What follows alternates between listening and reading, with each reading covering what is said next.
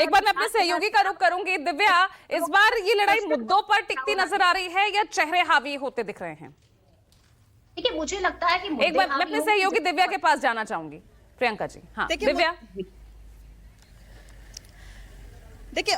देखिए मुद्दे तो कहीं ना कहीं हैं ही, लेकिन चेहरे जो हैं वो बहुत ज्यादा अहम भूमिका निभाते हैं। यहाँ मैं कांग्रेस का जिक्र जरूर करना चाहूंगी, क्योंकि अभी अभी कांग्रेस की जो प्रवक्ता है वो कह रही थी कि त्रिकोणीय नहीं है मुकाबला, कांग्रेस पूरी तरीके से चुनाव में है। लेकिन अगर मैं बात करूं दिल्ली के पीडीए की, पीडीए यानी पूर्वांचल दलित और अल्पसंख्यक, यहाँ पे मैं अल्पसंख्यकों की बात करना चाहूंगी। 8% वोट है उनका, या 8 सीटें ऐसी हैं जहां पर जो मुस्लिम बहुल इलाके हैं। सबसे पहले राहुल गांधी ने सीलमपुर से ही शुरुआत की थी। लेकिन अगर चेहरों की बात की जाए तो अभी भी कांग्रेस उसमें काफी पीछे दिख रही है। देखिए, कांग्रेस ही एक महज ऐसी पार्टी थी जिसमें कद्दावर चेहरे थे। अगर मुस्लिम की बात की जाए, वो भी बड़े बड़े चेहरे, परवेज हाशमी की बात कर ली जाए, मतीन अहमद की बात कर ली जाए, शोएब इकबाल की बात कर ली जाए, आज मुझे वो दूर नजर आ रहे हैं। और यहां तक कि देखिए, परवेज हाशमी मुझे कहीं नजर नहीं आए। सिर्फ कांग्रेस ने एक चेहरा उतारा, हारून यूसुफ।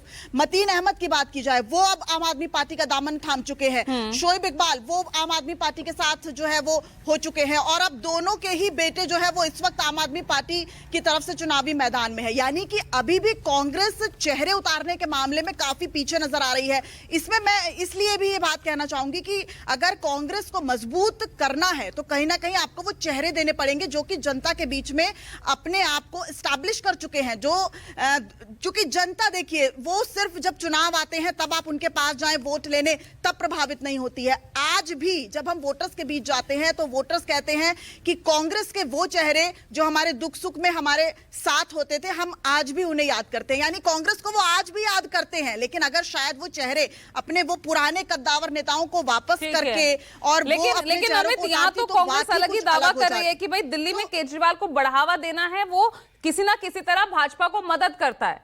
ये किस एंगल से सोच रही है अब इस वक्त कांग्रेस?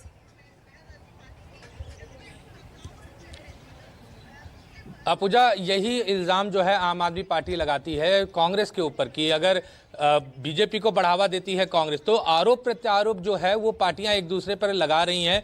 हालांकि जिस तरह से दिव्या ने कहा, उसी बात को मैं ऐड करूंगा कि जो दलित और मुस्लिम, ये जो वोट बैंक कभी कांग्रेस के साथ था, इस चुनाव में, पिछले 2 चुनाव में कहीं भी होता हुआ नहीं दिख रहा है। 8 सीटें मुसलमानों की जो दिल्ली में है, वहां कांग्रेस का एक भी बड़ा चेहरा नहीं है जो आम आदमी पार्टी को या बीजेपी को टक्कर दे सके। दलित सीटों की भी बात करें तो दलित सीटों पर भी कोई ऐसा इतना बड़ा चेहरा नहीं है कांग्रेस के पास। 15 से 20 सीटें आप खुद बता रहे हैं कि ऐसी है कि वहां पर जो मुकाबला है वो त्रिकोणीय हो गया है। तो कुछ तो टफ फाइट यहाँ पर कांग्रेस कर पाई है ना, आम आदमी पार्टी के लिए कुछ तो मुश्किल खड़ी कर पाई है। मैं उसी बात पर आ रहा था। जी बिल्कुल पूजा, मैं उसी बात पे आ रहा था कि जो कोर वोटर था किसी जमाने में, या जो कि हमने यूपी के चुनाव में और लोकसभा के चुनाव में पीडीए का फैक्टर देखा था कि किस तरह से दलित जो है वो कांग्रेस और विपक्षी पार्टियों के साथ खड़ी हो गई थी। लेकिन दिल्ली का समीकरण अगर जाति समीकरण करें तो बिल्कुल उलट है। यहाँ पर दलित जो है वो आम आदमी पार्टी की तरफ है, या फिर कुछ जो टूट रहे हैं वो बीजेपी की तरफ जा रहे हैं। कांग्रेस की तरफ वो शिफ्ट होता हुआ बिल्कुल ही नहीं दिख रहा है।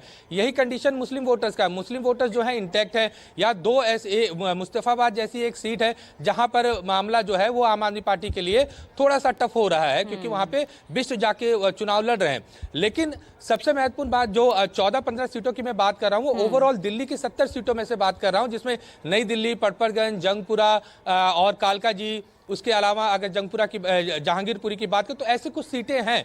लेकिन इतनी भी मजबूत नहीं है कि नतीजे जो है वो कांग्रेस के फेवर में चले जाए। कांग्रेस जो है वो वोट कटुआ बन रही है, वोट काट रही है वो कि आम आदमी पार्टी की, जिससे बीजेपी को सीधा फायदा हो रहा है। हम जो बार बार कह रहे हैं कि बीजेपी पिछले जो दहाई का आंकड़ा है जो इस बार पार करते हुए दिख रही है, वो इसी वजह से कह रहे हैं क्योंकि कांग्रेस कुछ सीटों पर आम आदमी पार्टी की वोट काट रही है, जिसका फायदा जो है सीधे तौर पर बीजेपी को होता हुआ दिख रहा है। ठीक है, तो फाइट वो है एकदम जबरदस्त कांटे की नजर आ रही है। अब कौन आगे बढ़ पाता है, दिल्ली की जनता किसे सराखों यहां बिठाती नजर आएगी, वो दिन भी बहुत दूर नहीं है। बहुत बहुत शुक्रिया इस चर्चा में जुड़ने के लिए। आज के लिए ब्रेकिंग विद एजेंडा में इतना ही। नमस्कार।